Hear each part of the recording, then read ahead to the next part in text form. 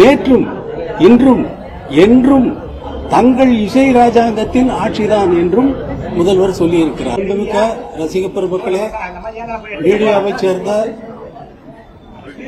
அன்பர்களே, ரசிக பெருமக்களே, தமிழ்நாட்டில் எங்கெங்கும் நிறைந்திருக்கக்கூடிய எனது அன்பர்களே, என் மீது பிரியமும் பாசமும் மரியாதையும் மதிப்பும் பக்தியும் வைத்திருக்கக்கூடிய கோடான கோடி ரசிக பெருமக்களே,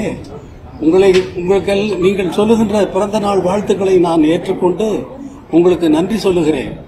உங்களுக்கு நன்றி எப்படி சொல்லுவது என்று எனக்கு வார்த்தைகள் கிடையாது. ஒரே ஒரு செய்தியை மட்டும் சொல்லிவிடுகிறேன். தமிழக முதல்வர் வாழ்த்து தெரிவித்தார்.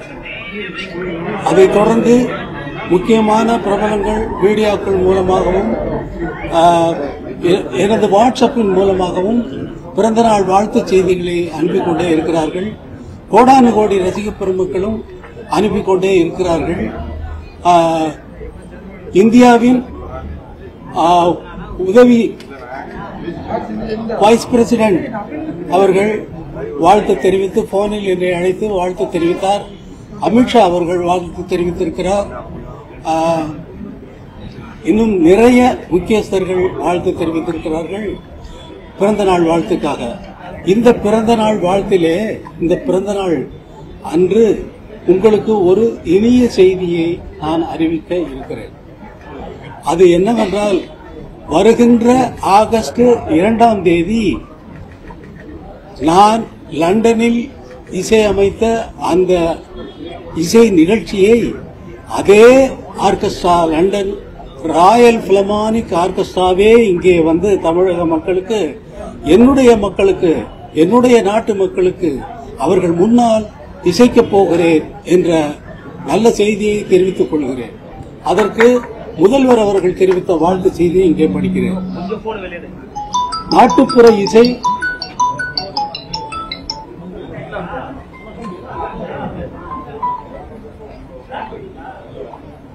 தங்களின் சிம்பனி இசை தமிழ்நாட்டில் ஒலிக்கவுள்ள ஆகஸ்ட் 2ஆம் நாளுக்காக கோடிக்கணக்கான ரசிகர்களில் ஒருவனாக நானும் காத்திருக்கிறேன் என்று தமிழக முதல்வர் சொல்லியிருக்கிறார்.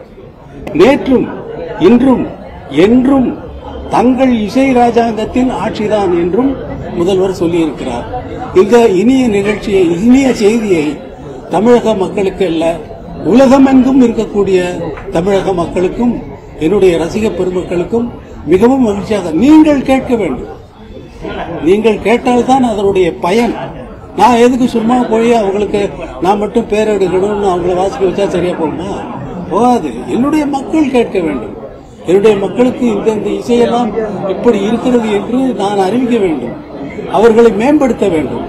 இதெல்லாம் கேட்கறதுக்கு ஒரு மனசு வேணும் இல்லையா? முதல்ல நான் ஒரு பாட்டு, புதிய பாட்டு போடுறேன். அந்த பாட்டை அது வரைக்கும் நீங்க கேட்டதே இல்லை. அன்னைக்கு தான் கேட்கறீங்க. ஏற்கனவே தெரிஞ்ச பாட்டவா கேட்கறீங்க? இல்ல, தெரியாத பாட்டை கேட்டு கேட்டு பழக்கமாகி, அடடா இது அழகா இருக்கு, இதனால இது போடலன்னா எனக்கு தூக்கம் வராதுங்கிறாங்க. இந்த குழந்தை அழுந்துச்சுன்னா இந்த பாட்டை போட்டா அது பேசாம நிக்குது அப்படிங்கிறாங்க. இந்த பாட்டை போட்டா அது துள்ளி துள்ளி ஆடுதுங்கிறாங்க. அதே மாதிரி நீங்களும் துள்ளி துள்ளி ஆடுறீங்க. நீங்க இதுக்கே போக வேண்டாம், உள்ளே எதுவும் போட வேண்டாம், டாஸ்மாக் எல்லாம் போட வேண்டாம். அதுக்கெல்லாம் பாட்டு இருக்கு. நீ அதெல்லாம் கேட்டுருங்க, எல்லாம் ரசிச்சிருக்கீங்க, உங்களுடைய மனதை வெளிப்படுத்தி இருக்கிறீர்கள். அதே போல நான் அமைக்கின்ற இசையெல்லாம் உலகம் முழுவதும் ஒலிப்பதைப் போல உலகம் முழுவதிலும் சென்று நம்முடைய பெருமையை நாம் வெளிநாட்டுக்கு சொல்வதைப் போல அவர்களை இங்கே கொண்டு வந்து நான் லண்டனில் நடத்திய அதே இசை நிகழ்ச்சியை அப்படியே அதே ஆர்கெஸ்ட்ராவை கொண்டு, லண்டன் ராயல் பிலமானிக் ஆர்கெஸ்ட்ராவை கொண்டு வந்து என்னுடைய மக்கள் கேட்க வேண்டும் என்பதற்காக ஆகஸ்ட் 2ஆம் தேதி இங்கே உங்கள் முன்னிலையில் நான் நடத்த இருக்கிறேன் என்பதை மகிழ்ச்சியுடன் தெரிவித்துக் கொள்கிறேன்.